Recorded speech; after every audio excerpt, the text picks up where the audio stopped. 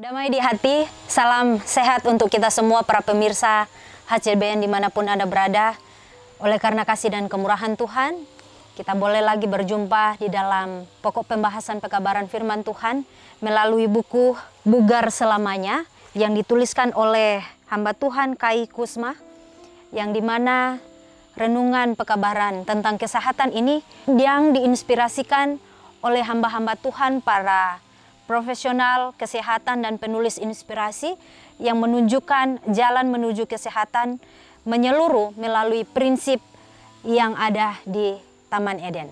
Kita akan masuk di dalam pokok pembahasan pekabaran tentang kesehatan, yang dimana Tuhan juga mempercayakan tubuh ini sebagai Ka'bah, sehingga kita boleh diberikan kesempatan untuk mendengarkan renungan ini dalam topik mesin ramah lingkungan. Dan ayat inti kita di hari ini terdapat di dalam Pengkhotbah 3 ayat 1. Di sana dikatakan, untuk segala sesuatu ada masanya, untuk apapun di bawah langit ada waktunya. Mari kita ikuti keterangannya. Saya menginjak rem mobil, tetapi tidak terjadi apa-apa. Saya menginjaknya 3 atau 4 kali, namun pedalnya langsung ke papan lantai. Sekretaris penerbitan conference tanpa sadar berkata, "Oh tidak," saat dia dan saya berbelok menuju ke Main Street. Mobil saya yang sudah tua, yang dijuluki mesin ramah lingkungan, berada dalam kondisi perlu perbaikan serius untuk beberapa waktu. Saya bersandar pada beberapa alasan yang agak meragukan ketika saya menundanya. Sebagai seorang mahasiswa, saya hampir tidak mampu membeli pasta gigi, apalagi menyangkut bengkel. Selain itu, jadwal saya yang padat membuat saya sangat sulit mendapatkan waktu luang. Alasan terakhir, saya merasa nyaman ketika melihat beberapa hal yang bisa saja mengakibatkan hal buruk, namun mobilnya masih bisa mengantarkan saya ke tempat yang saya inginkan. Tidak ada perjalanan yang terlalu sukar menuju ke mekanik untuk mobil yang tangguh ini. Satu-satunya yang wajib adalah saya harus membawa beberapa kaleng oli dan minyak rem di bagasi ditambah beberapa galon air. Perenungan pekabaran firman Tuhan tentang kesehatan ini, saudara-saudaraku, beberapa hari yang lalu juga kita telah mendengarkan beberapa proses di mana Tuhan mengizinkan kita untuk dapat mengalami setiap pengalaman-pengalaman kehidupan kita untuk menyelidiki bagaimana ajaibnya Tuhan membentuk tubuh kita sebagai alat, sebagai mesin, di mana Tuhan mau menggunakan tubuh ini sebagai Ka'bahnya, di mana Dia yang adalah Allah Sang Pencipta yang mau menempatkan karakternya di dalam pribadi lepas pribadi kehidupan manusia yang berdosa ini. Tentunya kita belajar tentang kebenaran firman Tuhan di dalam Kejadian pada awal penciptaan manusia. Di sana dikatakan secara singkat bahwa Tuhan menciptakan manusia seturut gambar dan rupa Tuhan. Jadi kalau seturut gambar rupa Tuhan berarti tidak ada kecacatan di dalam manusia tersebut. Tetapi oleh karena ketidaktaatan manusia kepada perintah Tuhan di Taman Eden yang mengatur sistem kehidupan manusia yang pertama di atas dunia ini, oleh karena keinginan daging dari Adam, kemudian setelah Tuhan menciptakan Adam, ketika Tuhan melihat bahwa dia sendiri, Tuhan menciptakan Hawa melalui tulang rusuk dari Adam. Tetapi melalui sejarah penciptaan manusia ini, setan pun tidak tinggal diam, ingin menghancurkan rencana atau misi Tuhan melalui manusia yang diciptakan Tuhan di Taman Eden. Dia menggoda manusia yang diciptakan Tuhan untuk mendampingi Adam waktu itu, yang dinamakan Hawa. Ketika Tuhan mengatakan bahwa buah yang di Taman Eden itu boleh kamu makan, tetapi buah yang di tengah-tengah itu memberi pengetahuan baik dan yang jahat, jangan kamu makan.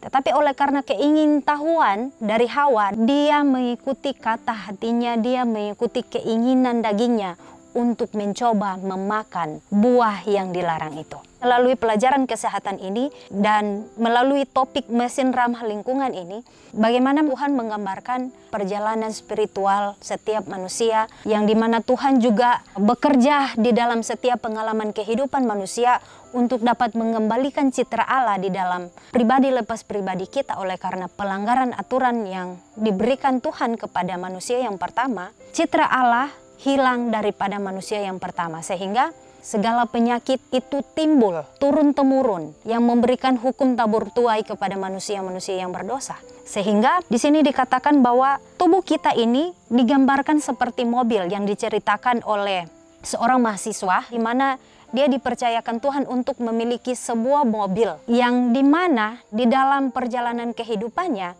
mobil ini yang menjadi pelajaran dalam kehidupannya bahwa digambarkan seperti tubuh manusia. Katakan di sini, mobil saya yang sudah tua, yang dijuluki mesin ramah lingkungan, berada dalam kondisi perlu perbaikan serius untuk beberapa waktu. Saya bersadar pada beberapa alasan yang agak meragukan ketika saya menundanya. Sebagai seorang mahasiswa, saya hampir tidak mampu membeli pasta gigi, apalagi menyangkut bengkel. Selain itu, jadwal saya yang padat membuat saya sangat sulit mendapatkan waktu luang. Alasan terakhir, saya merasa nyaman ketika melihat beberapa hal yang bisa saja mengakibatkan hal buruk, namun mobilnya masih bisa mengantarkan saya ke tempat yang saya inginkan. Tidak ada perjalanan yang terlalu sukar menuju ke mekanik untuk mobil yang tangguh ini. Satu-satunya yang wajib adalah saya harus membawa beberapa kaleng oli dan minyak rem di bagasi ditambah beberapa galon air. Jadi tubuh kita ini digambarkan di dalam cerita perenungan ini seperti mobil. Tentunya bukan hanya mobil, tetapi kendaraan-kendaraan yang digunakan oleh manusia sampai saat ini digambarkan juga seperti tubuh manusia. Di mana tubuh manusia ini diciptakan Tuhan menjadi satu alat untuk dapat menghantarkan kita berjalan menuju kepada jalan keselamatan itu, yaitu Tuhan kita.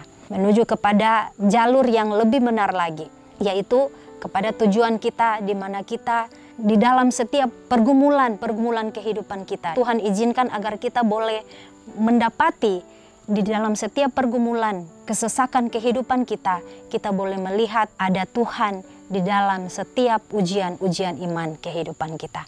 Perjalanan kehidupan manusia digambarkan seperti mobil, di mana mobil bukan hanya sebatas suatu alat yang digunakan manusia untuk dapat mengantar kita ke suatu tujuan, tetapi mobil ini yang di dalamnya ada suatu sistem mekanik yang dapat menggerakkan mobil itu agar kita bisa sampai kepada tujuan kita, yaitu alat-alat di dalam mobil itu yang sangat penting. Bagaimana kita dapat menjaga tubuh ini, itu tergantung dari kita. Sehatnya mobil, sehatnya tubuh kita, sehatnya kehidupan jasmani, bahkan rohani kita, sehatnya mental kita, tergantung bagaimana seseorang itu dapat merawat tubuh ini dengan secara bijaksana. Sehingga Tuhan dapat menggunakan kita di dalam pekerjaannya, di dalam misinya tentunya. Bagaimana Tuhan menggunakan tubuh ini untuk dapat merefleksikan karakter Allah di dalam kehidupan kita, pribadi lepas pribadi kita. Bahkan dalam pekabaran firman Tuhan juga dikatakan bahwa di dalam setiap perjalanan, seorang mahasiswa ini selalu membawa kaleng oli dan minyak rem di bagasi ditambah beberapa galon air. Ini yang sangat dibutuhkan oleh mekanisme di dalam mobil, begitu pula di dalam tubuh manusia.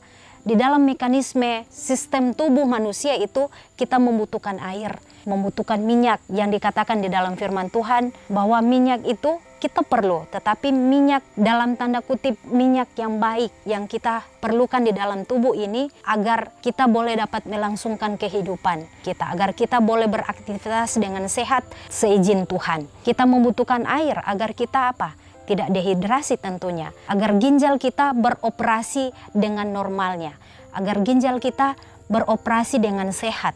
Kemudian dikatakan di sana bahwa bukan hanya mobil saja yang membutuhkan oli, yang membutuhkan minyak, bahkan air. Tetapi ingat, kendaraan yang kita pakai ini sebagai tubuh ini adalah milik Allah. Jadi bagaimana kendaraan itu bisa sehat tergantung kepada orang yang dipercayakan Tuhan untuk merawat tubuh kita masing-masing. Jadi tergantung dari masing-masing kita untuk merawat tubuh kita sebagai kendaraan di mana Tuhan mau menggunakan kita untuk menuju kepada tujuan kita yang sebenarnya.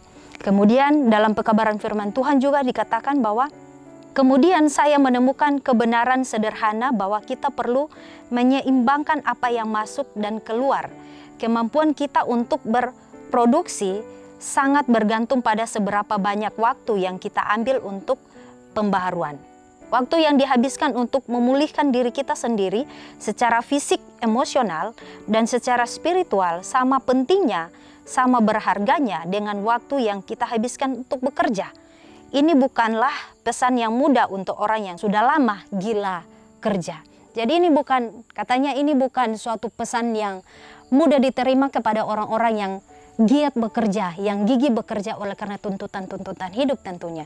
Tetapi kalau kita melihat ketika kita pun mendorong tubuh kita secara berlebihan, kita tentunya ada di posisi kita akan merasa sakit, kita akan merasa stres, depresi, kita akan merasa lelah sendiri oleh karena kita sendiri yang mendorong tubuh kita ini bekerja di luar kemampuan, batas kemampuan kita yang diberikan Tuhan. Sehingga dikatakan bahwa pesan ini sebenarnya bagi orang-orang, kita semua manusia ya, yang bekerja untuk melangsungkan kehidupan kita, tentunya ini mungkin sangat berat untuk diterima untuk memulai kehidupan yang lebih sehat lagi yang Tuhan mau izinkan di dalam kehidupan kita. Tetapi ini merupakan suatu teguran, suatu pesan bahwa bagaimana kita dapat melakukan pekerjaan kita, bagaimana kita dapat menghidupi keluarga kita, dapat memimpin suatu perusahaan, dapat memimpin suatu ministry yang Tuhan percayakan bagi masing-masing kita. Kalau kita itu sakit secara fisik, jasmani, bahkan rohani kita. Bagaimana kita dapat memimpin orang lain, tetapi kita sendiri pun belum bisa memimpin bahkan merawat tubuh kita ini sebagai kendaraan di mana Tuhan akan menggunakan kita untuk memberi tumpangan kepada orang-orang yang akan menuju kepada misi Tuhan yang sebenarnya, kepada jalur keselamatan yang sebenarnya itu. Tuhan kita sebagai sumber keselamatan, sumber kesehatan, sumber pemulihan dari segala sakit penyakit kita yang kita alami oleh karena dosa. Kemudian di sini dikatakan, kemudian saya menemukan kebenaran sederhana bahwa kita perlu menyeimbangkan apa yang masuk dan keluar. Jadi kita perlu seimbang. Kehidupan kita harus sistematis, harus seimbang ya. Tuhan membuat suatu siklus kehidupan yang seimbang. Pengetahuan tentang kebenaran Tuhan, pengetahuan di mana kita mau mencari Tuhan itu sudah lemah karena kita dibutakan oleh dosa, dibutakan dengan keinginan-keinginan daging yang tadi saya sudah katakan bahwa oleh karena keinginan dari Hawa kehilangan kecerdasan spiritual, kecerdasan emosional yang dapat membawa dia kepada kebenaran itu. Tetapi oleh karena ketidakpenurutan akan manusia yang pertama, sehingga ketidakpenurutan itu dijatuhkan atau dibawa oleh manusia-manusia yang berdosa hingga saat ini, oleh kita semua yang hidup di atas dunia ini. Jadi biarlah kiranya pekabaran firman Tuhan ini boleh dapat memberikan kita inspirasi, boleh membuka lagi pengetahuan-pengetahuan kita, memberi kita pengetahuan tentang menjaga akan tubuh ini sebagai kahaba Allah untuk membawa orang-orang kepada jalan keselamatan itu. Kemudian dalam pekabaran firman Tuhan mengatakan bahwa kita butuh keseimbangan. Tubuh kita sangat cerdas. Tuhan menciptakan kita dengan cerdasnya. Tubuh kita ini dapat menyembuhkan tubuh kita sendiri.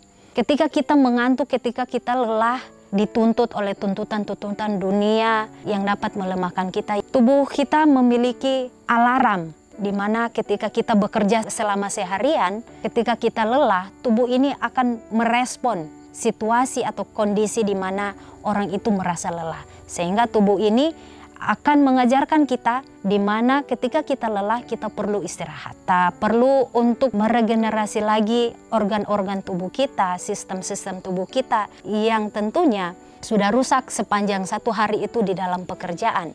Sehingga Tuhan memberikan malam hari untuk kita dapat beristirahat, untuk dapat memulihkan lagi tenaga kita, untuk dapat memulihkan lagi kecerdasan pikiran kita, agar kita bisa berpikir secara jernih dengan pertolongan Tuhan. Ketika kita meminta hikmat, kebijaksanaan dari sorga untuk dapat memelihara kendaraan yang ramah lingkungan ini sebagai tubuh ini, untuk dijadikan Tuhan sebagai alat yang dapat membawa orang-orang kepada jalan keselamatan, yaitu Tuhan kita yang menjadi juru selamat kita. Kitab suci mengajarkan kebenaran ini berabad-abad yang lalu melalui pengamatan.